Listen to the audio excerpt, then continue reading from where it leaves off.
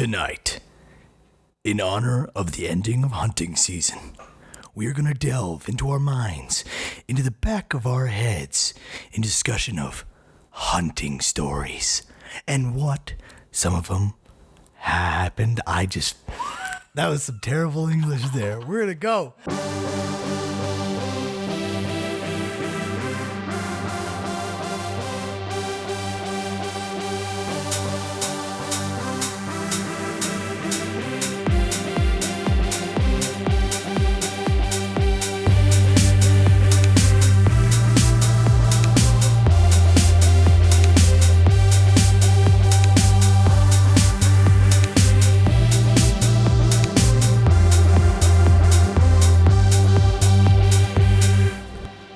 Clap. Okay.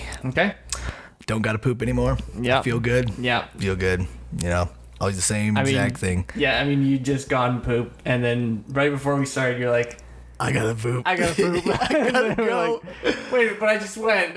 Yeah, man. I'm excited, you know, man. Okay. All right. Well, as you heard in the intro, we're gonna be talking about, which I messed up. We're gonna be talking about hunting stories, because hunting season ends today. Yep. Today's the last day. Sunday, the what? It's the 25th. 25th. Yep. Yeah. So, and you know, all men like hunting, and we're not specifically men. I mean, everybody likes hunting. Many people like hunting. But yeah, many people like hunting. Especially in Montana. Especially in Montana, where hunting is big and hairy. I don't know why it's hairy. It's hairy. But, all right. So why don't we get this started off? You know, I don't think for the last couple videos I've said, you know, where to search us out. Probably because you already know. Well, I mean, you just did, you know, TheT&MPodcast, YouTube. We're not really doing it on SoundCloud and iTunes right this second because you have to pay for a membership to keep it going. I think I talked about that earlier. We might. And it kind of seems that the majority is just going to the YouTube link. Yeah, we have quite a bit. I mean, we went like from 70 on YouTube and then like 20 on SoundCloud. I swear, like 10 of those were me.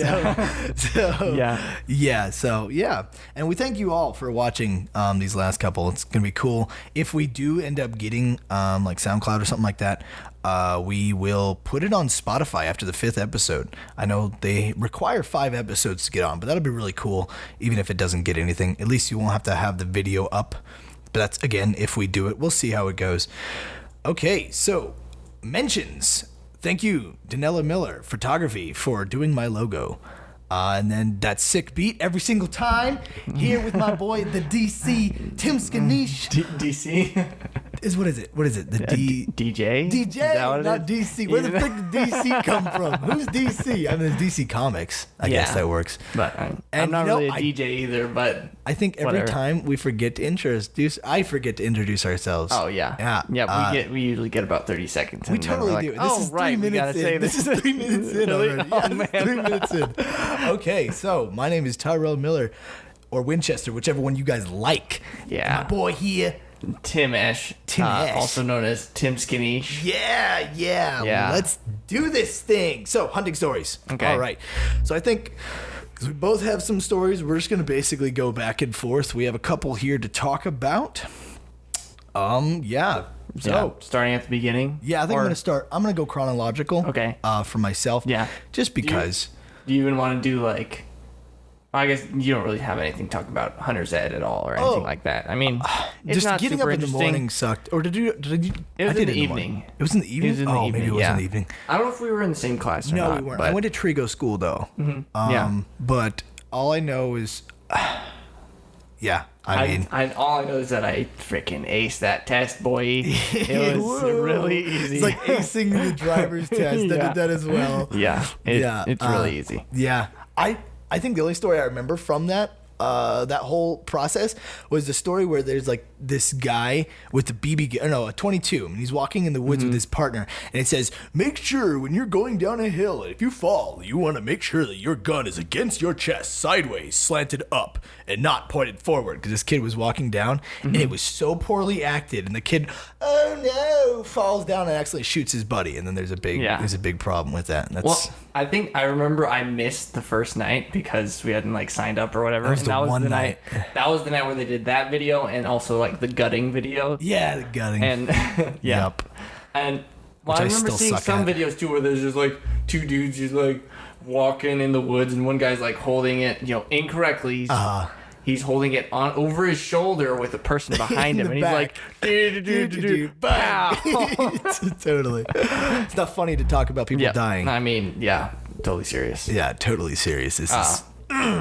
Yep. And like I failed when we did the day where you go out. Yeah. He asked a lot of questions, and man, some of those are hard. I was overthinking it. You get so excited. You want to be overly safe with it. The turkey's too close to the fence, so obviously you can't shoot it because if you miss, it jumps over the fence and dies. You can hit the fence, and that'd be bad. Yeah. But then they're like, no. I mean, it's kind of in a little valley. You can shoot it. Don't prepare to lose. Don't prepare to miss. Which I did a lot of. This is kind of moving it, unless you have anything else to say. Yeah, no. I'm moving into my first deer. Okay, so I'm a pretty good shot. I really am. When I was young, I'm humble here. When I was younger, I won some of the 22 competitions. We had a little whatever. Yeah, I was a pretty good shot with a 22. I think it was just I was so excited for this first deer. We saw quite a few. I took a lot of shots. There was, me and my dad be walking in the woods. There's a doe. I shoot at it. Apparently I miss. It runs away. I go, stupid gun. And then there's another doe. Shoot at it. Miss. Stupid gun. I get, one time we were at Timothy's house, which is, again, that greenhouse up on a hill. Walk down this hill. There's an open field for about 300 yards or so. There's a pond at the end of it. There was some deer across the pond.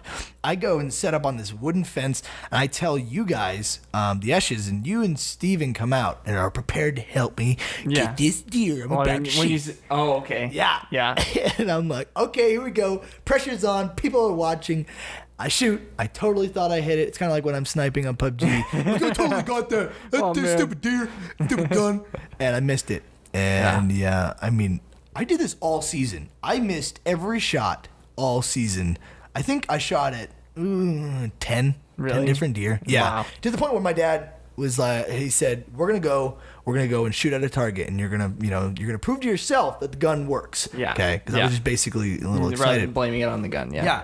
So we went to a target, and I shot at it and hit dead center. And Dad was like, "See, told you, it's gonna work." And the next deer, we're out hunting on the triangle, and the triangle is the perfect place for beginning hunters because it's a plot of land between Murphy Lake and kind of Dickey Lake, and it's surrounded by a road all the way around it. I don't know, is it even in the shape of a triangle? We call it a triangle. Kind of. I think it's kind of a triangle, yeah. Yeah. So there's no way, and then there's roads in between. So there's no way to get lost in this place. I mean, it's big. Yeah. And really if you get lost, just pick a direction and go. You'll eventually make it. And we're hiking, and me and my dad, and he finds a doe, sitting in this. Well, we don't even know it's a doe. Actually, I never even saw the head. Really? We go around this corner. There's this little doe runs around the corner, so we run around the corner with it. And we get to this tree, and Dad says, post up, and I get to the side of this tree, and there's a body. There's not two deer, there's two trees, and a body in the center of it. He said, shoot the body. Like, you can't miss this. Yeah. It's easy. It was within maybe 100 yards away. Okay. And I shoot it, and it falls. And it goes, meh, as it's falling. And all of a sudden, a whole bunch, there's about 8, we counted 8 deer spreading everywhere, all in different directions. They all just jumped up? Yep, all jumped up, started running. This was a mother with a whole bunch of different people, and the baby runs right beside us, and we're not even paying attention to the deer. We're like, look at those deer are so cool. Look at them run right beside us as they're running away. And because of that, we lost sight of the deer. This is on a steep hill, and it was rolling down the hill. And we searched and searched and searched and couldn't find it. It took us 30 minutes to find this deer that tumbled down because it dropped into this little, like a divot and tumbled up on itself. And I'm pretty sure it was snowing as well. But there wasn't snow in the place where we could have followed the blood track. Yeah. I don't know. I don't entirely know why we couldn't find it, but it took forever to find this thing. Yeah. And that was my first deer, and I was happy, and we dragged it back, and I was excited, and I was a man, and I hit the first shot literally right in the heart. I mean, it was a good shot. You gutted it, right? No. No? What? Heck no, bro. No, you I gotta was gut so it. nervous. You gotta gut it. I can't gut this. I'm gonna destroy it. Yeah, I know. You gotta help. I helped, but I didn't gut it. Okay. I think I was still. I guess I had a little bit more like where my dad had shot a deer like before, like the year before or something, before I could hunt.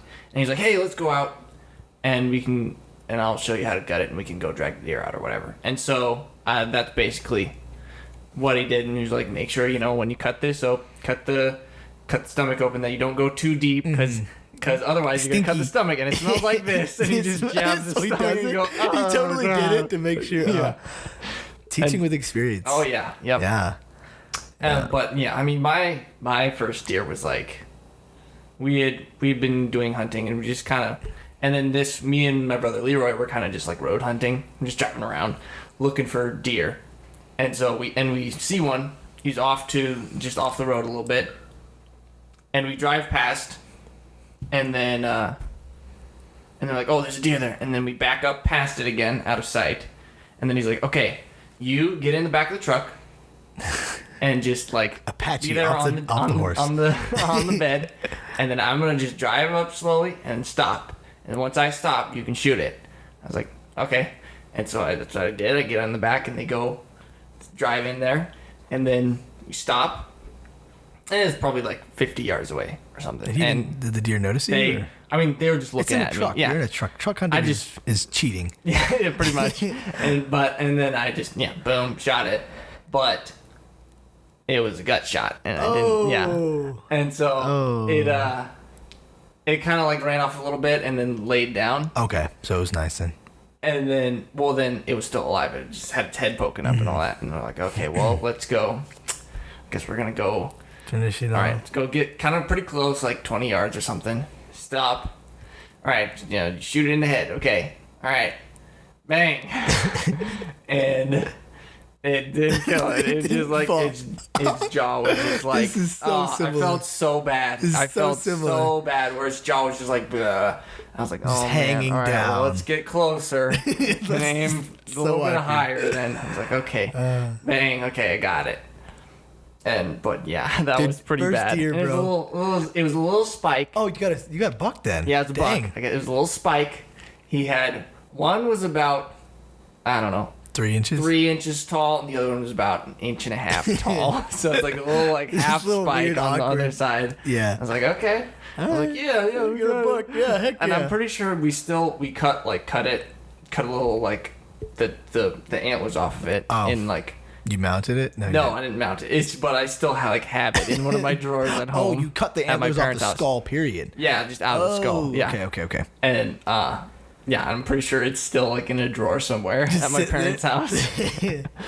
Man, you know what? I wasn't gonna say this, but because I didn't think about it. Because you were talked about the stinky part, I'm going to discuss my brother's first deer hunting story. Mm-hmm. So my brother has never been a huge fan of hunting. I mean, he kind of is, kind of isn't. Yeah. And he's kind of like my mom in that perspective, where if there's not action, it's a little bit difficult to continue. That's one thing I didn't. Yeah. It's just like you just walk around in the woods and don't see anything. Yeah, yeah. See, I'm the opposite. The majority of it was, and I just didn't like it.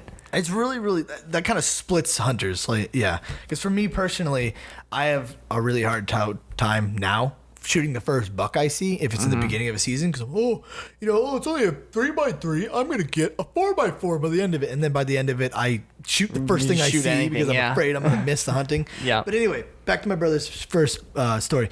So he's walking with my mom, and my mom says, hey, look, there's a deer over there. Shoot it. Yeah. And they don't even know if it's a buck. They don't know if it's a doe because the branches are kind of covering the antler. Okay. And they shoot it, down drop. My brother's, he's unnaturally a good shot sometimes. Okay. I mean, anyway. Goes over there, finds out it's a 2x2. He's happy. Mom says, now you're going to gut it. And so Stetson guts it. The first thing he does is stab into it, basically, and gets covered in pee. Like, absolutely covered it. And from then on, he's been terrified of gutting deer. I don't think he's done it yet. He does it because he just covered in pee. Yeah. Oh, man. That's...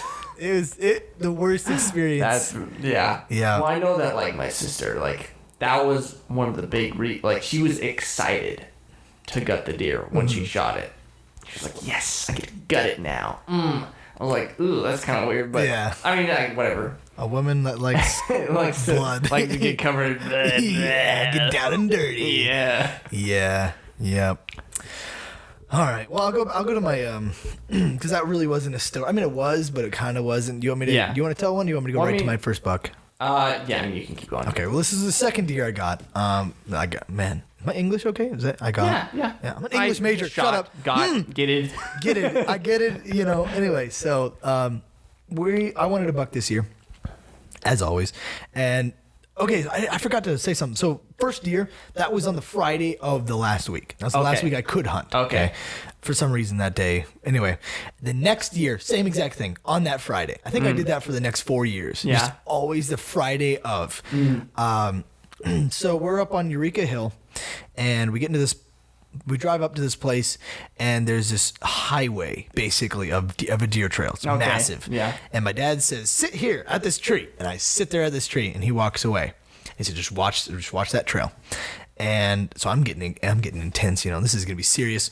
I take branches. I cover myself. I'm like sitting behind this knockdown tree. I take some grass. I put it in my hair. I completely deck myself out in a ghillie suit, looking around, and all of a sudden I hear this right in front of me. And so I look forward, and there's this buck. It was a 4x4, just running right in front of me. I get so excited. I shoot. I miss. It runs. Okay, so it's running right to my left, from right to my left, and it sprints forward and stops right in front of me. Cock the bolt, shoot again, shoot it in the spine, drops right there. Okay, and so it's sitting there just messing around. I'm excited. I finally got it. I'm happy. I walk up to it. It's still alive, and then I take I reload and shoot it again and drop it right there. I kill it, and I was really excited. And I called my dad. My dad said, "Did you get that? Did you get that?" And I'm like, "Yeah, Dad. You guess what it is? Guess what it is?" And is it a doe? Like, no, he already knows what it is. You can tell. Parents just feign stupidity sometimes. Well, when you're like, guess what it's a buck. It is? Oh, no, I mean, it's a doe. He's a doe. Yeah. And then I said, it's a buck. Oh, man, you got it first try. You're so smart, Daddy. But you're not going to be like... You're going to be like, guess what it is? But if you shoot a doe, guess what it is? It's a doe. Got you. Got him. And then I said, it's a buck. And he's, is it a 2x2? No, it's a 4x4. Woo. I felt there was so much sass there. Dude, much sass. I have yet to shoot anything bigger than... a spork. Is that because you just shoot the first thing you see, though? Yeah. Yeah, see, I'm the exact opposite. Yeah. I always late. And you get all these people that get such big bucks. And wow. Some of my brothers have gotten some ridiculous huge bucks. I can't get past the 4x4. My sister got a 5. Yeah, Eli got into a magazine. Actually, Steven got into a magazine, too. Like, in, like, the readers, like, section, like, submissions. Of him shooting. Dang. That's crazy. I think it's like Eastman's Hunting Magazine or something like that. Where it was massive. It had to be very massive. Wide. It was which they're both muleys. Oh, because I've never shot a muley. Yeah, I haven't either. Muleys are huge, but they didn't get like it was so super wide. The one was like I think it was like 27 wide or something like that. Wow. But you know what it scored? I don't remember what it scored though. Like 200 I don't know what deer scored. Typically, 160 probably would be really. That's but I know. I mean that's pretty crazy. That is pretty. See, like some of these people that. And what the big thing is they take the time out of the day. Like, they'll stop working, or I had school, basically. So it was school, after school, go hunting. And then Saturday, Sunday, go hunting. I never really could take the time. Same with elk. I don't think I've never shot an elk up in this area, in this northern area. I mean, me either. They're so hard to find. And when you do find them, they're all spikes or they're all cows. Yeah. Because everybody takes them in the first week. Yeah. Everybody knows where they are. There's a Pinkham herd and there's a Canadian herd. The Canadian herd's smart and they rotate. And man, they're a pain. Yeah. And I mean, because like I think it was up to 14, you could shoot a cow elk, right? Originally. It was. Originally. It was and then people abused it. Yeah. People abused it, and they would basically, the kids would get them, and then the family would shoot it and then claim it for the kids. Yeah. Yeah. Yeah, my brother did that a couple. Yeah. Or like my brother got one. Did that, didn't you? No, Gerald did that. No, Steven got one from that. That one was oh man. It was literally like we drove, I'm like, all right, I think there's some elk out there. Drove out there, up on this hill. We were sitting in the back of the pickup. We're like, oh, there's a deer up there. Okay. Or not a deer, there's an elk up there on the hill. And it's just laying there looking at us. And so, you're like, all right, we'll shoot it. So Steven just like, wait, you're not there? No, I was there. I was in the back too. Why did he shoot it? Because I don't think I was old enough at that point either. Oh. But he was old enough to get but he was old enough to get an elk. And so he went, and so he just like right in the neck, just perfect. Just like laid down right there. So it ran out of blood. Okay. And then we literally just like backed the truck up to the hill and then drug it down onto the so pickup. Nice. And then that was it. That's so nice. It was so easy. I wish I could have. Man, that is. Yeah. Man. It's like there's people that hunt on trucks too. I mean, they're driving down. I used to get into an argument with my. So many road hunters. Yeah. In Montana specific, I mean, yeah. People just drive up and down all the back roads and stuff and just look for deer. I mean, there's a few guys that walk around, but most people just drive. I have this little squishy toy that I'm playing with, and it's just slowly peeling away. And I'm just, it's my school colors. It's not nasty at all. It's nasty. It's sticky, and it's squishy, and it's nice, and it's raging for me when I rage on PUBG. I can just squeeze it. Anger. That's going to be bad for my wife. Okay. For my wife. Okay. Oh, my gosh. Oh, that's horrible. No, we won't do that. All right. Okay. What was I saying? Oh, yeah. So, truck hunters. So, my friend Colin, way back when, I was sitting, so me and my dad, my family kind of, we like to walk. We find that quite a bit, not better, because driving is really easy. You can just drive up. They don't care. But you're restricted to roads. Yeah, you're not supposed to shoot off of a road. Yeah. So we would drive, find a place, walk up. And my friend Colin, one time, he was driving around this area I was hunting, and he said, "I saw you up on the hill, just sitting there. What kind of bad hunter are you, just sitting there?" I said, "What are you talking about? I'm strategically waiting for deer to show up. Yeah, you're driving around in a truck, you little idiot." Yeah. I mean, sitting isn't a bad thing when you're hunting. You get to an area, you find a good spot, you sit, you wait about 20 minutes before your scent and everything is cleared. And usually by that time, you either find something or you don't, which, half the time, 90% of the time, you don't find anything. You just sit there and wait. And it's nice because you're tired. Have you ever gone like antelope hunting over east? No, I want to go antelope hunting. We were going to, but... I went one time before I was old enough to hunt. I just went one time with like all my siblings my siblings, and it was super fun. Even just going with them and just like watching, because it's so different. Like hunting antelope, because they're everything's so far away. They're so keen-eyed, and everything's so far away, and then like you just post up like all around them, and then just go at it. Really? So you have to set up then and just hope that none of you guys miss or one of you guys hits them. Yeah. Well, I mean, you try and shoot. All I see into the herd. All I know. Okay, that's kind of like elk hunting then. Yeah, elk hunting with big herds. Yeah. Like all I know with antelope is people getting ridiculously long shots. Because you have to make long shots with those things. Yeah, because everything's so flat, they can see so well, and they can run so fast. Yeah, you're right. Speaking of which, in my opinion, and this is kind of my dad's opinion too. I mean, long range shots are awesome. Yeah. But it didn't take that much effort to get there. Yeah. Like, there's a guy, 800 yards. Well, instead of getting closer, which I always, if the deer is not noticing me, I will always try to get as close as possible. Just because it's also like, maybe, what if this is cool, this is cool. But I mean, it doesn't mess you up. But my dad has probably one of the closest shots I've ever heard of to hitting a deer. So in Iowa, where I used to be from, you can party hunt. Party hunting means you can hunt with a lot of people, but also you can shoot someone else's tag. Okay, so you can. I can shoot someone other people's tags. Oh, you can shoot a deer and then they can tag it. Okay, I can shoot 4 deer and fill 4 of my members as well, as long as I fill myself as well. So. My dad is hunting and with a couple people, and they're in this valley, or not this valley, it's in this tree area, and they're on a hill.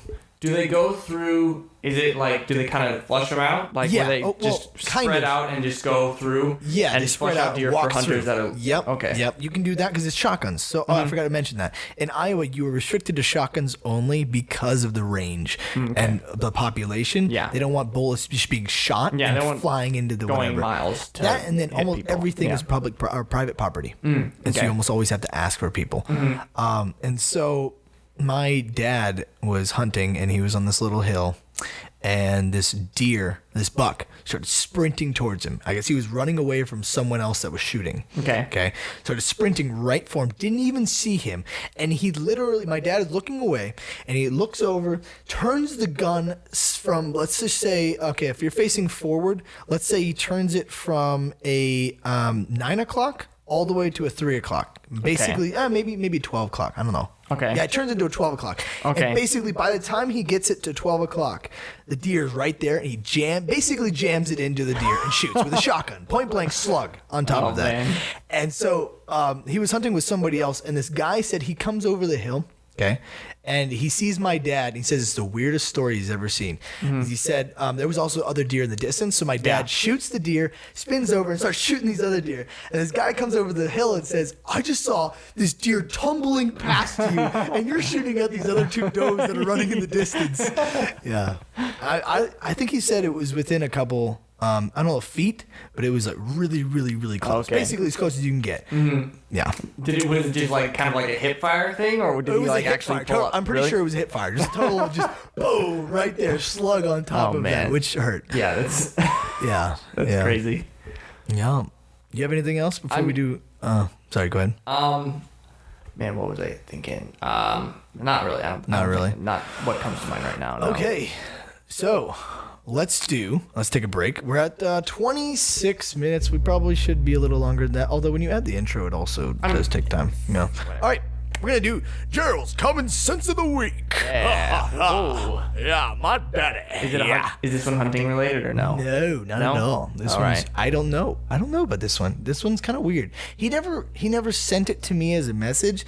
It was just when we were, because my dad, for some reason, never listened to my podcasts. Same with my mom has, my brother has, none of my sisters. So people tell on us about to your dad. We'll talk about that. So, oh shoot, what's his name? Tristan. Never mind. I was gonna say you don't have to name him, but telling on us. Apparently making it sound. Tristan does that though, makes it sound like it's so bad. And he's like, "You guys are talking about 2 girls, 1 cup," and my dad says, "What was that about?"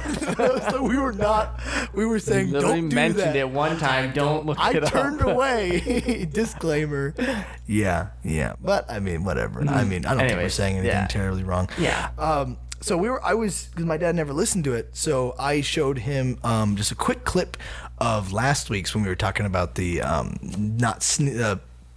don't sneeze while peeing. Oh, okay. And I messed up and said don't pee while sneezing. And for some reason he thought that was hilarious, and I was laughing, we were laughing, and everybody's laughing. And he said, this common sense of the week. And so I decided to put this in. I almost forgot it this morning. So it is... Be patient while going commando and zipping up your pants. He said this. He's like, man. Just says it in the corners. Yeah, you probably should slow down when zipping up your pants and going commando. Where did this come from? We're talking about peeing. So I guess it works. I mean, yeah. You know what I thought of immediately? What? Robin Hood Men in Tights, snip the tip. That's what I thought of the whole time. You snip the tip. Women love it. All the ladies love it. Have you ever done that? Have you ever accidentally just pinched yourself? No. I've totally done it, bro. It hurts. It hurts badly. Not going commando. I've never gone commando. But just you're really trying to quickly zip it up and in a hurry. You're in a hurry for some reason, and you run out the door. Yeah, it hurts. It pinches. It hurts. Yep. Yeah. That was a good one. Oh yeah. I like that one. Yeah. Be patient while going commando. I don't know why do people go commando? It's so comfortable about it. I don't understand it. It's not. It hurt. It's just not. Yeah, it's not comfortable. It's No. just like, especially if you're wearing like jeans or something. Yeah. It's just like. Yeah, exactly. Why do people go commando when they? Maybe if you guys comment out why you guys go commando. Why do people go commando while they're going to sleep? If you happen to go commando, comment. Send us a comment of why. We want to know the philosophy behind it. Yeah, I can't. Because people are naked when they go to sleep. Sometimes. I can't understand that either. I can't either. What if somebody came in and just, hey, get up, man, just throws your stuff? That's the start of every porn ever. I can't. Yeah. I have to be like, I go like shorts or like pants and a shirt. I just wear underwear. That's fine. See, I don't even like that. I like having like I get too hot and all that jazz. I get too hot. Why are we talking about when you sleep? Hey, we've gotten way off topic. No, it's fine. That's fine. Whatever. All right. Okay. So I have a big story coming up. Do you have anything else? Any other stories? I mean, my first other. Go ahead. Do we do other first deer or whatever? Yeah, sure. So I mean, my second deer. That was the very quick and easy one where it was the first morning out. Like, my brother Mary's like, hey, let's go hunt. I was like, okay. So we go out. We drive like 2 miles away from my house. Go up, start walking in the woods. We haven't walked. We've walked probably like 100 yards or 200 yards. Mm-hmm. And he goes, oh, hey, there's a deer. Oh, okay, all right. And so then he uses his shoulder as like a rest for me. And so like, and he's like, do you want to shoot? I was like, yeah. Boom, that's it. And heart shot, ran like 50 yards. Died. Fell down, died. That's how my sister shots, and he's a little sporky too. This one, he had a spike on one side and a fork on the other side. Yeah. Yeah, and so then we got him out, dragged him back to the truck, and I'm done for the year. I think I'm going to save the elk story just for a second. I have a couple other stories. My sisters, she got a deer the other day, or not the other day, this was a while ago, and they were just driving, and they drove by, and I guess they saw this doe, and this doe is just sitting there, just not moving, and there's a big, I think this was a 5. I'm pretty sure it was either 5x5 or it was a big 4x4, an older buck, and so they drive by, and the buck runs off. Or no, okay, so they drive by and the buck just kind of sits there. They stop, they back up, the buck runs off over this hill. Okay. But he's just sitting there. So then they go to drive away again, and my dad says he can see the buck kind of peek over the side of the hill because he really wants this doe. Mm-hmm. And this doe looks like she just got, taken. Oh, okay. So she's just sitting there like stunned. Okay, mm-hmm. She just had it.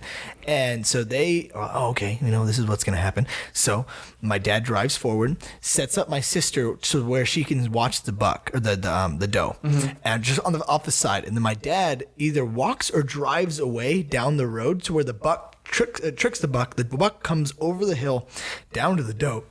And then my sister shoots him. Nice. That's a really easy. That's really clever. Yeah, totally. It worked. I've had I don't like the whole idea of shooting deer out off the truck. I think it was my sister's first deer. Mm-hmm. We're driving, we're hunting, we walk this whole time, and we get back in the truck. We drive back to the truck. My dad looks up, and this deer's on this little hill. Yeah. Oh, you want to shoot it? No, I don't want to shoot it. That's just neat. My sister's, shoot it. Uh-huh. Gets out, shoots it. We take it, put it in the truck, drive away. I was like, I said, this is the most anticlimactic first deer I've ever seen. Yeah. It was just boring. Mm-hmm. But, I mean, people do that. People like it, I guess. I mean, if they just want to get it over with, then they'll do that. See, and then I just wait. Yeah. There's the other, my last year, I didn't get a deer last year. I did shoot one in the gut. But there was a buck, really good buck. I'm so hesitant. Not in that I don't want to kill it, but that it's not big enough. So I look at this deer, and I couldn't tell how many points it had, so I'm looking at it.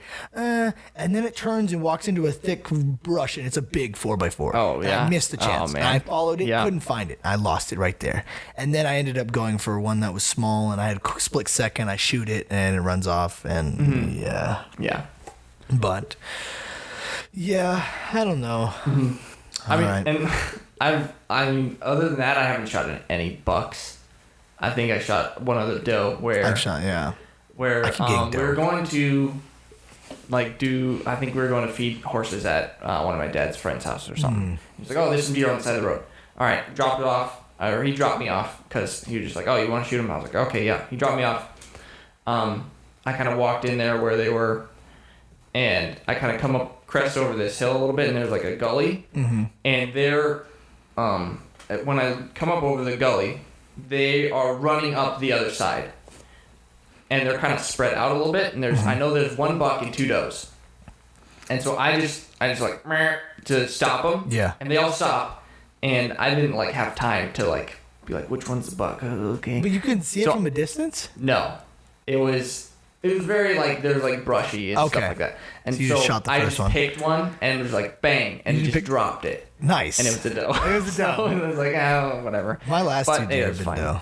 My last 2 deer have been doe. I was crawling over this hill. Couldn't find one. My dad's following me. I found a doe. Tiny doe. I shoot it, drop it, and literally it was so small I carried it on my back on the way home, like just on my back. Yeah. Oh, man. All right. Well, I'm gonna go ahead and tell the elk story then. All right. So the elk story. Yeah. Going elk hunting. Going elk hunting. Yeah. So this was the first time we were sick and tired of not getting elk. We buy elk every single year. Buy elk tags every year. Everybody gets elk. We don't get elk. We're like, we're gonna go to where the elk are. Yeah. Okay? So me, my brother, and my sister Sierra, and my dad drive down to Dillon. Okay, this is where everybody says is a good place. We've never been down there ever. We go down there, and it was the night before we were going to go hunting. I think it was on a Friday, and we pull up into this Sportsman's. I thank God for this. I mean, he literally illustrated this for us. I mean, basically everything was perfect. Yeah. So we go in, and this guy, we say, hey, we're new to the area. We just kind of came down here to go elk hunting. Do you guys have any idea where would be a good place to hunt? And the dude literally, he's like, this is where they're going to be. Because he said all these other areas are really, really good for the beginning. But this area, it was a farm. He said, this is really good.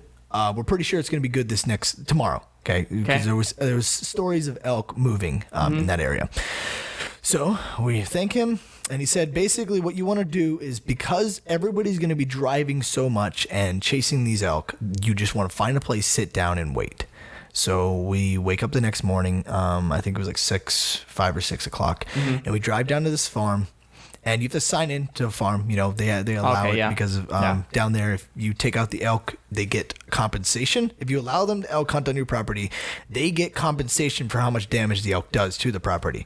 If they don't, then they have to suffer through. If you can't let farmers on, they have to suffer from whatever the elk. It's kind of a blackmail type thing. Basically, like if you're like, oh, we're not going to let hunters on, then they're like, we're not going to give you money for what the damage the elk did. Yeah. So I'm gonna make this a long story too, if I can. Because I'm gonna describe everything. It was a pretty cool moment. Yeah. So we really were kind of confused, and it just snowed. It didn't just snow. It snowed a while ago, but it was incredibly cold, like negative 10, 15. Ooh. And the snow is about knee height for me. Okay. So I'm about 5'10", so that's like maybe a foot. A foot of snow. Foot and a half, probably. Yeah. And this type of snow is kind of weird. It's that stupid snow that crusts at the top but breaks when you step on it. Yep. So you still have to walk through this foot and a half snow everywhere you go. It's we're high up in the air, high elevation. And first things first, we are on this little road, and we stop, and there's a hill to the right and a hill to the left, and they're both long. But because, Dillon is not flat, but it's long range, you can't tell how big stuff is. Oh, yeah. So... And stuff like in any long range place where it looks way closer than it actually is. Totally. You're like, oh, that's like 300 yards. That's like 300 yards. Shoot, and you take a shot at him, and it hits the ground. Hits the ground. Yep. So... my dad says, "Oh yeah, we're gonna go walk up this mountain on the right side." So we go do that, make it about halfway up, and we're dead. I mean, this is a long hill. Yeah. And I think we were looking around. We were just scouting, and we see these deer or these elk way the heck over. I mean, a solid mile away, probably up on this hill. We get all excited. Oh, everybody, run back to the truck. There's the elk. There's like 3 of them there. Okay. So we sprint back, basically. Well, we kind of sprint back. Yeah. It was like sprint, jog. Yeah. And then we realized when we got halfway there, they're too far away. We're never going to make them. So we get back in the truck. My brother's being a little bit like, oh, I want to hunt right now. I think he says I don't know if he was sick, but he just didn't really feel like hunting. Yeah. So we continue driving. And there's this long road. There's like 30 or 40 people out there hunting with us. Okay. There's a lot of different trucks. Wow. Yes. And like on that property? On that property. It's a massive farm. Massive. And we drive down this road, and we get to the end of the property, and there's So there was these 2 elk, I think. I couldn't remember. But there's 2 elk that ran that down this road, and we couldn't find them. And there was this long open field, probably a mile long or about a half a mile, and there was this hill. And so we thought maybe, just maybe, there will be elk on the other side. Okay, so we go up this hill. I go up the center of the hill. My brother and my sister go around on different sides. And my dad, I forget what he does.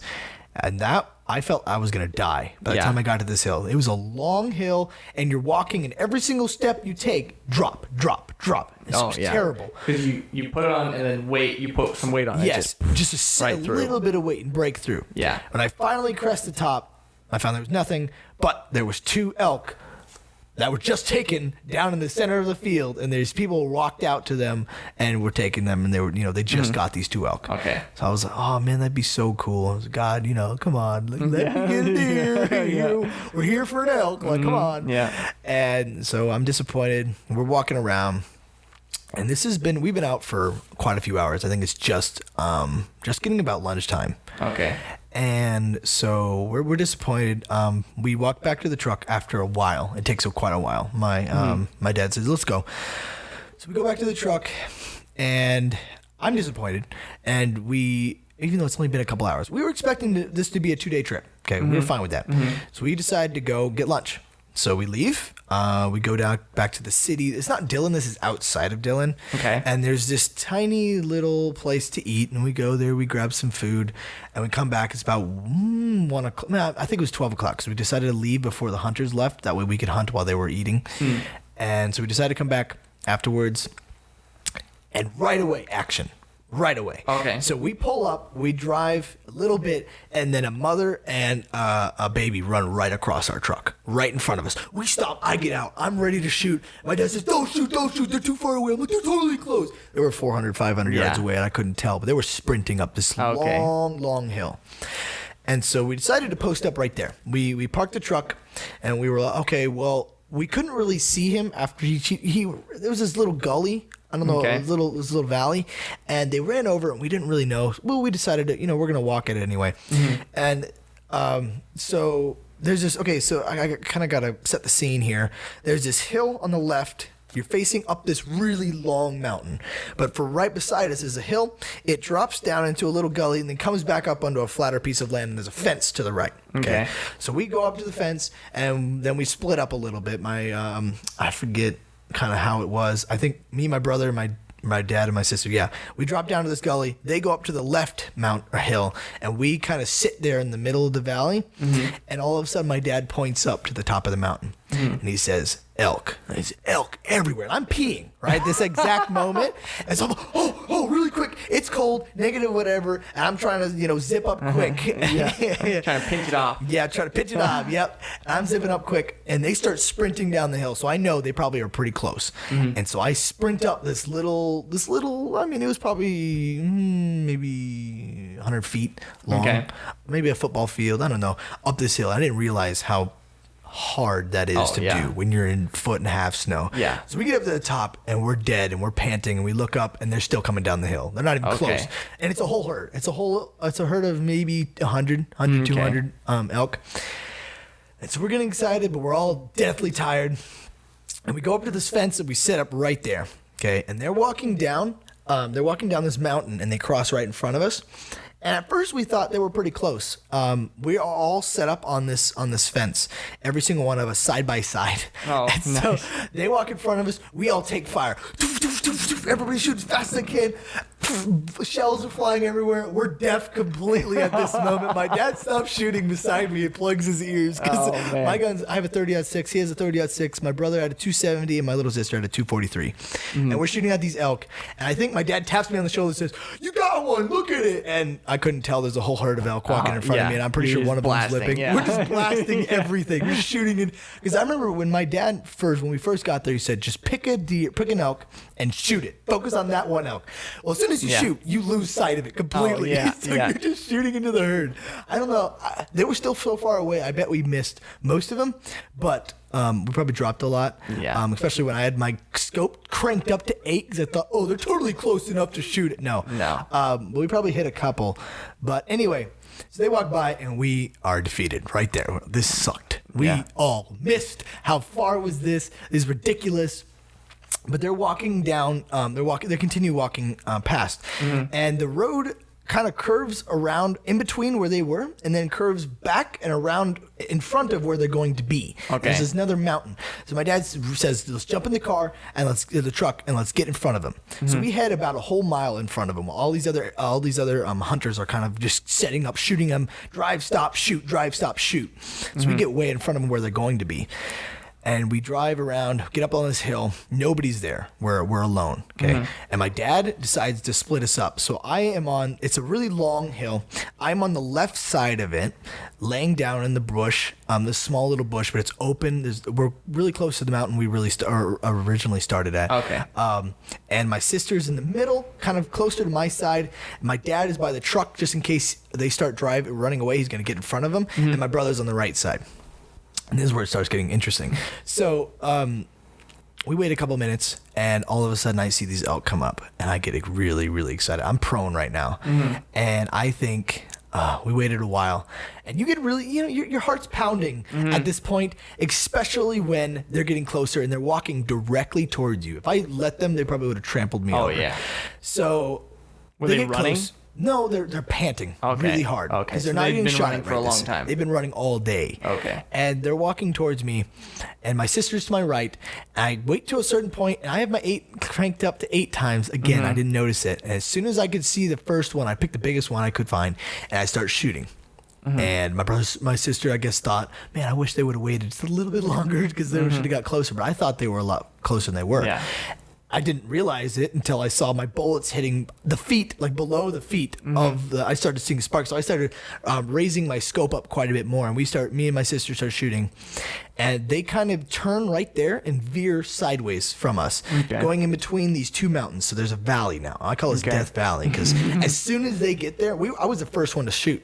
As soon as they get down this valley, all of a sudden you hear 2 sides. People are shooting everywhere on this right. My dad, my brother, 2 other people, and there's some other. Yeah, there's another family there. Okay. So they're shooting, and I look over and I notice that one of the elk. I keep saying deer. One of the elk has lost his leg. It's literally dangling there. I said, "Yeah, shoot that one." And so we're shooting again, and all of a sudden I hit the other leg on the same side. So this one elk has 2 legs broken off of the side, and he's down.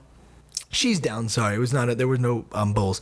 She's down. She's laying on the ground. And I was like, "Great, we got one. We got one." My sister goes up and over and starts checking out my brother and my dad's what's happening there. Yeah. And I was just focused on mine. I was like, I got one. I can't worry about them. So I'm gonna tell both stories. So basically, I run up to my brother and I said, "Hey, I got one," and he said, "Oh, well, that's cool, but we got some over here too." And there's this big herd. This big herd just went through, and I guess my dad said because he decided to jump in the car. He saw they were gonna veer. He jumped in the car, went around, and got on the other side of the mountain. And so basically, there's 2 people shooting from 2 different high points down onto these elk. My dad said he could hear bullets flying past him, and he just he's like, "They're not gonna hit me. Just focus on the elk." So he's shooting down in this valley. Wow. And so they're firing. My brother runs down. And I decide I'm going to go finish off my elk because I'm happy, I'm going to go finish it off. Yeah. So I walk up to it, and it's still alive, completely alive. And it's just kind of limping away, trying to get away from me. And I'm like, "I'm so sorry." I feel really bad when I can't finish things off. Yeah, if really you close. can't kill something right away, it feels bad. Yeah. And by this point, for some reason, this is a relatively new 30-06, and I jammed one of the bullets, and so I had to take it out and reload whatever. Or it didn't fire, the pin wasn't enough. So I get up there, and I shoot at it. But I thought I was close enough, and I didn't. I hit his freaking feet. Again, just completely right below his feet. And he's laying down. He's not moving. I shoot right below his feet. I was so confused. I thought he was closer than what he was, but he probably 500 yards still out. Yeah. So I decided to walk closer. I shoot again. Click. Doesn't work. Shoot again. Misfire. Click, doesn't work. Oh. At this time, I'm out of ammo. And this elk is sitting there just suffering. Oh, man. And so I walk up to my brother. Oh, no, hold on. First, before that, well, come on. Okay, so yeah, before that, I'm sitting there. It's awkward. I'm not going to go up there. I was thinking, oh, maybe I'm going to go up there and stab it with a knife. Yeah, let's do that. I start walking up, and this guy with another truck drives up, and I kind of wave him down, saying, oh, can you finish him off for me? Because I can't finish him off. But then they back up, and they decide to leave. So I'm stuck on the top of this mountain all alone. My sister and my brother went down to these 2 other places. I go over the hill. My elk is just sitting there. I go over the hill, and I look down, and they are a long ways away, maybe a quarter of a mile. Okay. And there's 3 elk on the ground. And I guess this other family took out 2 of them. Apparently, my dad can claim that he took out the other one because you could tell what side the bullets were hit and what gun there was. But he said, "Oh yeah, other guy told my dad, oh yeah, we shot these 2." And then my dad says, "Was there anyone else?" And then he pointed to this larger elk that they ended up taking out. He said, "That one's totally yours." And so my brother, my sister, and my dad are all surrounded by this big cow. And they're way away. I'm up on top of the mountain. So I flag them down, waving at them. We're yelling as far as we can, as loud as I can, saying, I need someone, I got one, I need someone up here. And they're yelling up, we got one too, we got one. Eventually, I mean, this was an hour in total of trying to get them up there, and this elk is suffering of the back. I get my brother and my sister. My dad stays down there gutting the elk. I get them to drive up onto the top of this hill and come help me take out this elk. My brother gives me his 270. My 30-06, we were out of ammo completely. Oh, okay. So we walk up, me and my brother and my sister, we're all excited. My brother's kind of like, oh, I got one too. I'm excited. He's a little sassy. We go up to this elk, and I take his gun, his 270, I shoot, I hit the jaw. Okay. Now, I didn't mean to hit the jaw in the initial part. Okay. He's looking away. Okay, it is deceptively easy to shoot him in the jaw. Well, no, okay, first off... Yeah, that's what happened with my first deer. Well, he was looking away. And I said, headshot right here. And as soon as I fired, he turned towards me. Boom, right there. Took out his chin. His jaw is dangling now. I was like, dang it, I can't get this deer. I'm done. That's like, give me the gun. He takes it, shoots it in the head, drops it dead right there. Yeah. Talk about embarrassing, dude. Putting you in your place. I took out 2 legs and a jaw. I can't finish this thing. Then I start gutting. My brother takes the truck, goes down. They ended up working. Me and my sister up there trying to gut this deer, this elk. I just gutted my first deer by myself like a year ago because I had to drag it all by myself. All by myself. I'm such a good boy. And so elk is quite a bit bigger. My knife was not working very well. So I got a decent amount. I couldn't get all the way past the ribs because the ribs were really, really tough. And so they get their elk and they drive up, and we're kind of down this hill. And so you're not supposed to get off of the road, but we're not dragging it up 30, 40 feet up this hill, a really, really big elk. And so he drives down a little bit, gets down to us, and we ended up gutting the elk, and we're happy. We take pictures. And they have one, and mine's a little bit bigger. We drag it on the truck. And that was the end of the trip. And we drive basically within, I think, it was at 3 o'clock. You guys ended up with 3 or 2 elk? 2 elk. Okay. Ended up with 2 large, filled the entire back. We couldn't have done another one. Yeah. It was a pain in the butt going from the ground, dragging it up onto this bed, onto the tailgate, all up on hill. I mean, just turning it alone was so hard. People have to split it and carry it out separately. I completely understand. These things are massive. That's how we normally do it. Like this year, I guess I can kind of go into that. I guess if like me and my brothers, every year for the past 5 or 6 years maybe. That's how long I've been going. Me and my brother Eli, we're probably been going the longest. But all the other brothers have kind of been going in the past 4 or 5 years. They get everything. And so we go over to eastern Montana, in the Missouri River Breaks, which is an archery only. They give out a couple rifle tags. You have to be extremely lucky to get a rifle tag for that area. But it's pretty much guaranteed then, right? Yeah. Breaks are great. You have to be very picky then, because it's really when you're there, because it's there for elk hunting. I mean, there's some deer. There's a lot of muleys. But if you could shoot an elk the first day, pretty much. Really? Wow. You can get close enough to shoot an elk with a rifle. very easily. Yeah. Because I really like that area for archery hunting too. Yeah. Because I need to go archery hunting. It's mostly spot and stock. So you can walk back these roads, because you can't drive back there unless it's for retrieval of the game. And so you walk back, just use your binoculars, look around, look for elk. If you see some, you can go in and try and get a stalk on them. And so we've been doing that for quite a long time, and that's how we take out elk, is that we go to the breaks. Yeah, you tell me every year. We don't even gut it, like how we're saying when you quarter it up. Like, we don't even gut it. You literally just like do it from the back, and just split it right away. Split it all off. And then, I guess if you want the tenderloins, then you have to gut it. Do you have saws, or you just really long knives, or do you have tiny little knives you try to cut? You have regular axes. knives. You have regular knives. Well, you don't cut the spine. You just cut the hide off, peel it all off, cut the back strap out, and then just cut off. Because the front legs, there's no joints in the front legs. Yeah. So you just can cut it off with a regular knife, and then you can either use a knife to cut the joint out in the hind, or use a bone saw. So then, a lot of times we have packs. Like one of the elk we got this year was, I think we had 5 dudes. Well, one guy was just carrying everyone else's pack. Okay, and then the rest of them. And then the rest were packing out the elk, and that's kind of how we did it. And it was it was relatively close. I think we had to go like a mile or something. But even then, it was still pretty tough. I mean, I had a pretty light pack, but Steven had like a crazy heavy pack. Yeah. Give it to this. Yeah. But like my first elk, well, I guess the only elk I've gotten was with a bow in that area. I think it was either last year or the year before. Me and my brother Steven had just kind of gone out, and it was an evening hunt, and so we had just gone out back this road, and we're just kind of looking around. Saw some elk, saw a couple cows and some calves, not very far away. We're like, hey, let's go for it. So we go down there. So they were kind of all along. There was a ridge on top, and then they were kind of down on like a secondary platform, because a lot of it's like plateauy kind of a region, like the area. And so we go around them and go on top of this ridge. And so we get on top, we kind of go and get on top of the ridge, and we're looking down to see if we can spot these elk.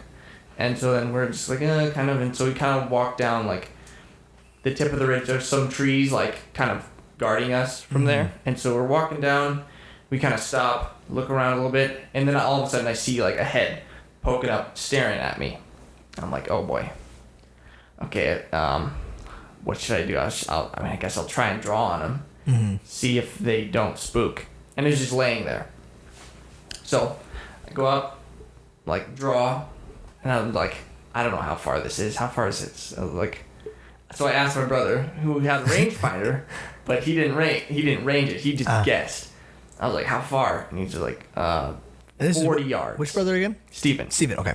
He's like 40 yards. I was like, you should be able to, yeah. Okay, yeah. All right, I'll put it at 40 yards. Put it around my like 40-yard pin.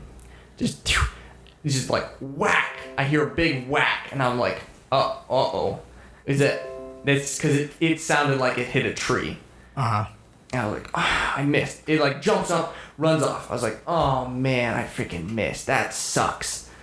Because most times, actually, like I don't really get like the whole like buck fever thing, where it's like I'm so excited and I'm so shaky. Yeah. Most times, well, you don't wait just, like, so much though. Like most of those people have been trying for a long time. Yeah, most of the time, you take the first it's just like, there it is. Okay, whoop, pow, boom, got and I hit it. Yep. And then I don't think about it until afterwards, and I'm like, oh boy. But this one was pretty big though. Or no? No, it was a baby. Okay. No, this one was like, I meant like you didn't have buck fever on this one. Oh no, this one I was like, okay. So you shot it, it went over. It went whack. It ran off. I was like, oh crap. I thought it sounded completely like it hit a tree. So I was like, when walking down there, Steven went off to see if he could find find those other cows. Yeah.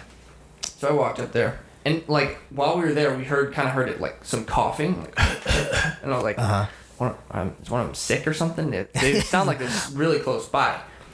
And so I walked up there, was looking around, I was like, and then I see my arrow, and it's just in the grass, and it's covered in blood. I was like, heck yeah. Oh, heck yeah, dude. Oh, man. And so I was like, got super excited from there. And then I like just picked it up, and the trail was super easy to follow. It went like probably 100 yards in like kind of a big circle.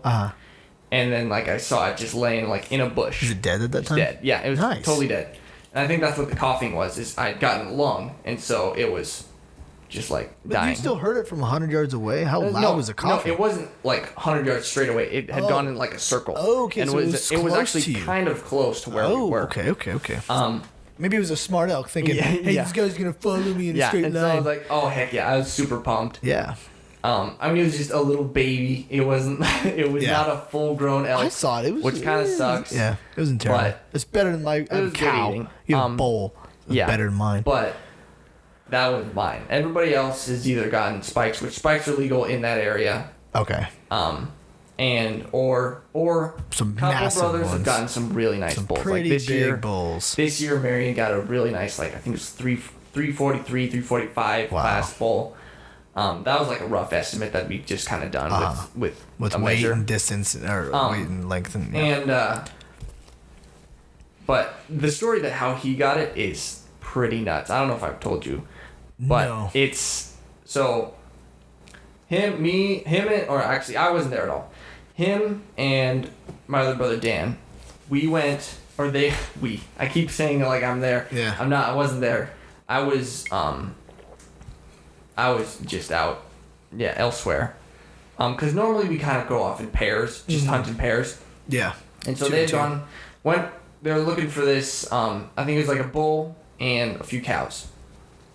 And so they had, they gotten into them, and they decided to split up. Like, here, I'm going to go over here, you go over there, see if we can get anything. Chase them that way or something. Yeah. And then, and so the cows, it turns out, I'm losing my train of thought here. So the bull goes down and is wallowing in the mud. He's in this wallow. It goes down. What do you mean goes down? Like it's got shot. It's been shot. No. Or he just okay. No, he just goes down the hill. Okay. Down the valley into this wallow. Yeah. And so there's just some cows there. And both the brothers, they're like, yeah, I'll shoot a cow. Why not? They just want the meat. And it's rare that you can get close to anything, really, because, I mean, you got to get it within. I mean, you try and get it within 50 yards. I mean, yeah, you try and get within 50 yards, and if you can go up to like 70 or something. Okay. That's long shots. That's really long. But so they were trying to get in on these cows, and he had just bought for the hunting trip. He had bought this decoy.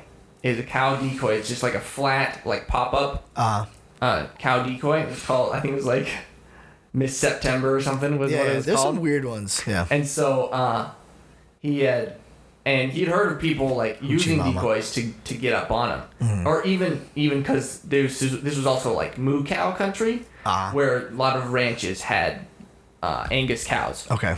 And there was even Angus cow decoys that people would use, and it would actually work. So what? They'd hide behind it and creep up that way? Yeah, they would hide behind it and kind of creep up on it with like other black cows. The only giveaway is that the other black cows are just staring at you. They're like, what is this? Elk doesn't know. Yeah. They don't know. But anyways, he whips out this decoy. And so he like kind of creeps up behind it and is like, because it's a long rolling hill, and which you don't want. You want a nice sharp ridge that you can pop up over. Yeah. But he didn't have that, and he knew they were right. The cows were right there. So he whips out his decoy and like kind of creeps up and over, and he can see that the cows, they're like looking at it. They're looking at it, but they're not totally spooked yet. And so he gets out his cow call, and he tries mewing at him a couple times, like ear, ear, and they're like all of the cows in that area are so smart to that. They just took off. They're just like they're gone. So they know. And so they just left. And so Apparently, the bull hadn't heard them leave. And so, you know, like, I don't know, 30 seconds later, he comes rolling out of the wallow. He comes up there, and Marion's still behind his decoy. And so he's rolling up there, and he kind of sees him a little bit. He sees the decoy. Okay. And so then Marion tries it again, tries the cow call again. Like on the bull. Uh-huh. And well, he like licks his lips and he's like shaking around and gets all excited. And so he like comes a little bit closer and turns broadside. At I don't know, probably like I think it was like 50 yards or something. Oh dang. But he's kind of behind some brush. And Marion was like hoping it's like, oh come on, and this is kind of a bad spot. Yeah. You can't really shoot him right there. And then and then he's trying to think of how he can draw on this guy, because can he try and slowly set the decoy down and then draw, or he doesn't know. Lean it against you or something and shoot. Or... Yeah. So he actually figures out he wants to range him, because he's like he didn't know how close he was, and so he wanted to range him. So since he had the bow in one hand, the decoy. Okay. Yeah, and he had the decoy in his other hand, so he couldn't get out his rangefinder. So he actually takes the decoy and puts it in his teeth, and pulls out his rangefinder and like clicks it, and it's like 48 yards. And he was like, "All right, I can do that." And then he sees, and then he looks a little closer, and he sees that there's actually an open spot in the brush, like right at his vitals. Dang. And he was like, I'm gonna go for it.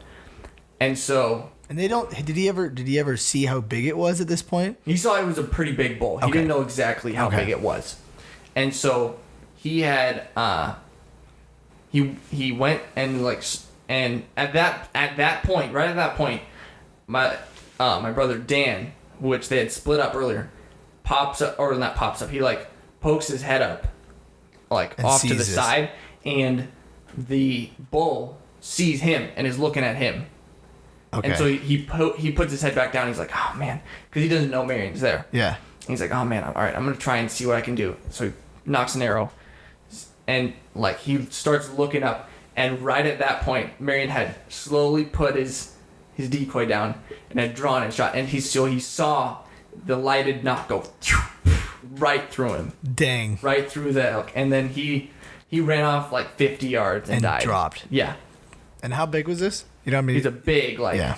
Well, you said he was like 320 something or something. 340. Okay. 343. Dang. Which is a pretty dang big bull. That is a pretty good, yeah. Like, yeah. It was... That's pretty cool. And like, and it was... At that night, one of the other guys that was with us had shot a cow. And so they went late at night and retrieved that. And then after that, they went and got the bull. And so it was like 2 a.m. by the time they got back. But for the bull, they actually could just drive. They drove and backed so they right kept up it to up. him. Nice. They kept everything full then? And they had like a bunch of dudes there. Nice. They backed right up to him, chopped him up, and just threw him on the pickup. Nice. They're so big, you can't even carry him even if you're back right beside him. Oh, yeah. You can't drag him up. We used a rope wrench or rope wench. Sorry, you like put it through a thing and just dragged it. Yeah. I mean, we were gonna cut him up anyways. Okay. So they just quartered him up and just threw him on. But well, dang. And they had talked about, or like the reason they wanted to get it right done is because it was forecast for rain. Oh. And when it rains over there, it is bad. Like you can't go anywhere. Like kind of like Iowa then too. And it did rain. It ended up raining, and it's just gumbo. It just fills your tires. Yeah. So you have to get out of it as quick as possible then. Nasty mud. Okay. And like the next day we had gone and we went hunting, and like you're walking and just trudging along. Your boots weigh about 10 pounds each. And they probably make a lot of noise too. And it's building up. It's not super noisy, but it's like building up so that like if you walk a little bit weird, like it builds up on your heels more than, and you're just like stumbling almost the whole time. Yeah. And it's just horrible. But dang, you guys perfectly made that. It was pretty awesome. All right, well, we're at the hour and 8 minutes. I have 2 things I want to talk about real quick before we end this thing. Mm-hmm. Last year, I had the privilege. I went to one of my friends, an older friend of mine, and we went up back onto his property, and he had a bear tag. Okay. I guess I'm saying a little bit ahead of time here, but I go up on this this tree. What are they called? Tree stand? Yeah, tree stand. But it was like a house, like literally a house. Not a house. It was a tree fort. Basically. Oh, was it the one that we stayed in this summer? Yeah, no? Really? That place, but not that. That's not the location, but it's back there. That area. That area. So I go back there, and he has this built, like this little house thing where you could sit on a chair. It's nice and comfy. He's got a door. It's got a ladder up to this tree, little fort. And I'm sitting there, and it's getting late, and my phone. I'm looking at my phone because I'm bored, and I mean, there was nothing there. Yeah. I'm looking at my phone, and my phone has about 10% battery. And it's about an hour before it gets dark. And I look to my left, and there's from what I saw, a black bear walking towards me. Okay. I was like, oh, dang, this thing is coming real close. Mm-hmm. And it literally walks directly below me. There's some hay on the ground, and it walks right in front of me and sits there and plays with the hay. And I was within 10 feet of this grizzly bear, and I'm taking pictures of it. And I called Joe Forrest up. Hey, Joe, right in front of this bear. Hey, Joe, yeah, so if there's a bear right in front of me. If you have a license, you should come shoot it. It'd be really cool. And I'm watching it, and eventually it gets to the point where, and it has a hump on its back. I didn't really understand that. I took pictures. There was like the salt block. It takes the salt block, runs away with it, and then comes back. I was like, that little bear's a thief or whatever. And it gets to the point where my phone dies. And I don't have a light, and it's getting dark, and I need to walk back to the place. I was like, whatever. So I stand up, and I said, I literally said this. I said, hey, bear, I need to go. So, and the bear looks up at me and runs away. Yeah, but this whole time, I was watching it for maybe 30 minutes, 15 to 30 minutes, and it was just playing with itself, just messing around. It was so cute. Mm-hmm. Later on, we look at pictures, and I show the picture around to everyone. We looked at the footprints. It was a grizzly bear. It was just a black-colored grizzly bear. Okay. And I guess the next day, there was 3 of them there at that exact point. Yeah. So that was cool. Mm-hmm. And then this year hunting, I only got to hunt one day. It was on Thursday. Mm-hmm. I went up onto this hill behind Murphy Lake, and you walk up on this hill, and you kind of walk for a little bit, and I didn't find much. I think I found like a doe or so, or whatever. I couldn't find. I found a buck too, but it ran away. And there's this large these are clearing plots, okay, and each plot is surrounded by dense tree. And so I go to the center of this clearing plot, and there's this stump on the ground. You can kind of lay down on it, and I'm waiting there. And I was there for about 20 minutes. And I look over to my right, and I think what I saw was a doe. So I kind of crawl down and face that area with the stump as a rest. And I'm looking, I was, man, that doe is really low to the ground. And then at that exact moment, and this was about 70 yards from me, at that exact moment, it turns. It broadens to me, broadsides to me. Walks sideways, find out it's a mountain lion. I'm in the area with a mountain lion, and it doesn't know me. And this was, my dad asked me, he's like, what was it feeling when you are in the area breathing the same air as a mountain lion? Normally, they notice the opposite. Yeah, exactly. I'm sure I've walked by, been near a lot of mountain lions, and I have had no idea. And they've known I was there, and they just watched me. Yep. And that's scary. That's scary really as scary. Crap. Yeah, especially because mountain lions are those, they go straight for the back of your neck. But a mountain lion is one of those animals. A bear, after watching The Revenant, I can't do crap. But a wolf, I think I could do something. I could survive a little bit longer. But it won't be one wolf, though. No, but see, the wolves are cowards, though. So if you take out one, they get really, really cautious. Yeah. Mountain lion, though, if it really wanted to, they're scared. You can get really, but if it really wanted to, I did have a 30-06. There'd be no problem. I had a knife, too. Yeah. But still. That'd be hard because those things sprint at you. They're cats. They're fast.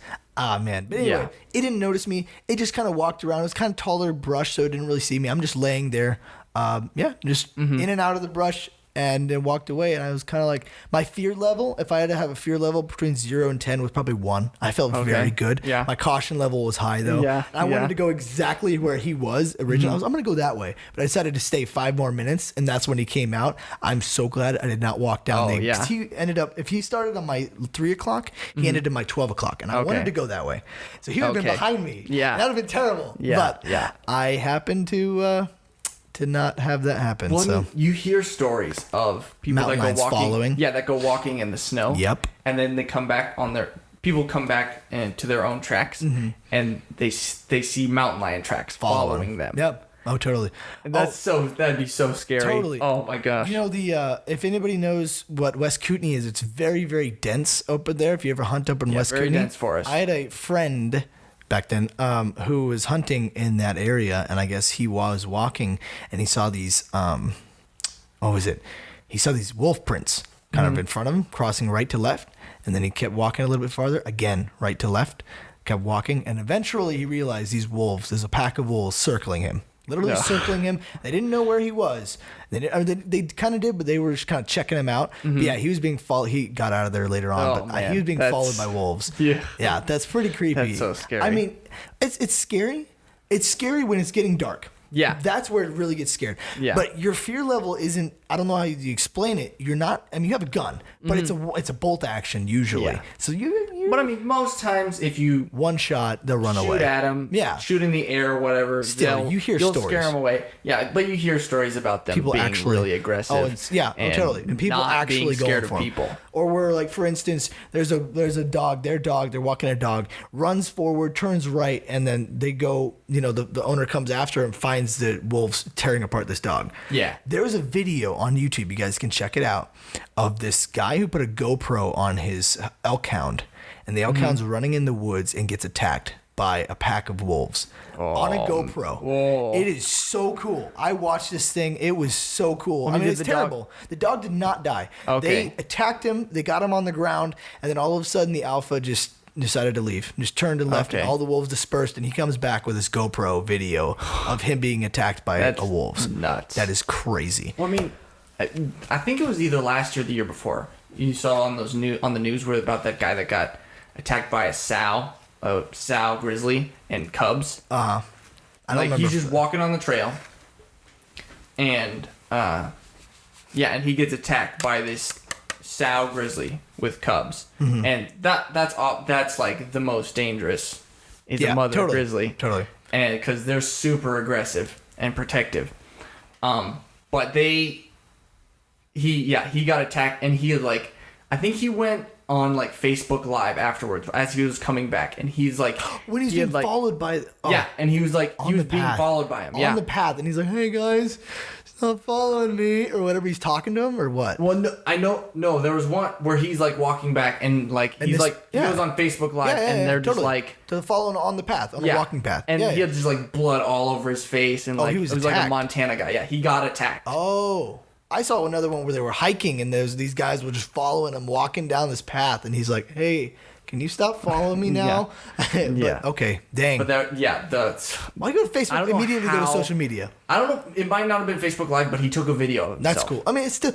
You see, we like condemn so much of it, but at the same time, that puts the record out there right away, and that can be immediately filmed and immediately taken. It was like on national news for like a couple days. Wow. Where it was a Montana guy who survived it somehow. That's crazy. Like he had like literal like holes in his head from like by the temple. That's crazy. I don't know if it was like temple, but it was like the brow. He was bleeding like profusely. Have you ever heard the record guy Alaskan hunter killed the record grizzly bear? Record size? Yeah. No. Okay, so I have this on. It was a pretty big news, and we're gonna end with this because we are getting 16, whatever. Mm-hmm. So this is a massive world record bear in 2001. This was a while ago.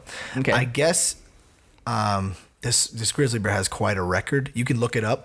It is a 1,600-pound 12.6 grizzly bear. In Alaska. Crap. Now 12.6. That is so tall that if you had a 2-story house with a window, he could look in it. Yeah. Literally looking as he's standing up. Yeah. As he's standing up. 1,600 pounds.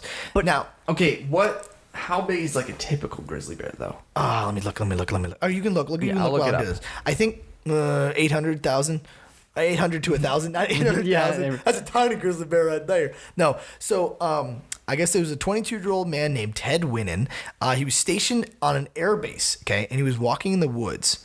Winnan and his friends actually spotted the massive bear in a creek while out hunting for deer. Let's see. I guess what happened is this bear had actually recently killed 2 people, like within the last 78 hours. Yes. Oh, wow. In the last 78 hours, this bear had consumed one and left another. They actually ended up finding one of the bodies in the bear. Okay. Oh. So this was a man-killing bear. Mm-hmm. And it says one day the two on the group hunt, the skis cleared at 8:30. Blah blah blah blah. This guy was carrying a .338 caliber Winchester Magnum in case a bear crossed their path. Okay. In the creek, they spotted a dead pool with 20 salmon circling. By this time, this is a lot of like extra stuff. Yeah, it's like a whole whatever. So I said, when the bear crawls over the log, he will. Okay, frick, whatever. We're gonna ignore that. Basically, what happened was he empties his entire magazine into this bear, and the bear doesn't die. Oh. Okay, and he ends up approaching it again and enters, shoots an entire another clip into this bear. Okay. To kill it. And let's see, I'm trying to find some other things. Yeah, I mean, that's basically it. It was about 20 shots into the bear to finish it. And he actually had some previous shots from another, it was like a 45 caliber, 45. That someone else. Yeah, somebody else shot him and they ended up dying. Holy crap. So, yeah, it was a pretty crazy thing with this guy. Yeah. That is nuts. I couldn't imagine finding knowing that this bear has killed people within the last 78 hours and you taking care of it. Actually, and because he was in Air Force or Air Base and it was an emergency thing, it was not a tag. Mm-hmm. They put it and took it and put it in a what is it called? Museum? No. It was the Forest Service. Ours has a Forest Service bear, grizzly bear. Mm-hmm. Yeah, they mounted it. Or not mounted it, but they put it in there, yeah. Wow. This is pretty cool. Okay, so that was 1,600 pounds? 1,600 pounds, 12.6. Average adult male is anywhere from 400 to 790. Wow, so like 400 to 800 pounds. This is double. Can you imagine? Double the largest of you want to see normal bears. This bear looks like an old grandpa. Like really? The definition of an old grandpa. He's got a bloody mouth. This thing is massive. Holy crap. And I mean, look at that thing. Yeah, I wish you could show. You guys can look it up. Just look up the Outdoors 360 massive 1,600 pound world record Alaskan bear. Yeah, and they say the average total length, head length, is 6.5 feet. And this is 16. So this is 12. Double everything. Double everything. Double the size of a large grizzly bear. Man, that would terrify me. And you couldn't run away. There's no way you're going to run away from a grizzly bear when they really want to. And if there's no way playing dead would have worked if he just recently killed people. Oh, not if he killed people. No. So also, I'm just looking at little fun facts. So a newborn may weigh less than 500 grams, which is 1.1 pounds. But then turns out to be that big. Yeah. And so, man. Okay, it says that inland grizzlies are lighter than coastal grizzlies. So inland grizzlies 600 pounds. Making fun for fish. Coastal is 900 pounds. Okay. And Alaska's usually get the bigger one. You got the Kodiak bears. Alaska, who get Alaska 1,000 pounds they're easily. Huge. But, and also, when just getting ready for hibernation, they can gain up to 400 pounds. Wow. That's preparing pretty for crazy. hibernation. Yeah. In preparation for winter, bears can gain approximately 180 kilograms or 400 pounds during a period of hyperphagia before going into hibernation. They sleep all winter, so. That's crazy. I've heard all these people say, the bears are getting bigger this winter because this is going to be a longer winter. I don't think that. No. But anyway, we're at a minute. I got to quit doing it. I got to quit doing it. At a minute. You keep saying a minute. Hour 20. I just slapped my hand. Yeah. We're at hour 21. Hey, there's our clap. Yeah. Our signature. I can't say synchronization clap. Yeah. Okay, so we're gonna go ahead and do this. Thank you. So yeah, thank you guys for watching. Make sure you comment, like, subscribe to YouTube. I mean, again, comment. We're not really getting any comments. I mean that's expected. I left. Yeah, he left a comment. Last week. Yeah. Let's get a like counter in here. Dude, I said so many. Yeah, we're so sorry many for times that. It's bad. It's really bad. It's hard. It is hard to describe a story without saying. Yeah. And especially when it's out there and recorded, you can listen to yourself speak and you notice how many times you say certain words like yeah. And we're sorry about that, but yeah. So again, I think we're going to let's do a different song this time. Okay. We're going to do it from FTW. Okay. Tim Skanish. Yeah, one of the last 30 seconds. So, yeah, thank you guys for joining in. This has been Tyrell or Winchester here. And Tim, a.k.a. Tim Skanish. Yeah. Well, guys, catch you next week.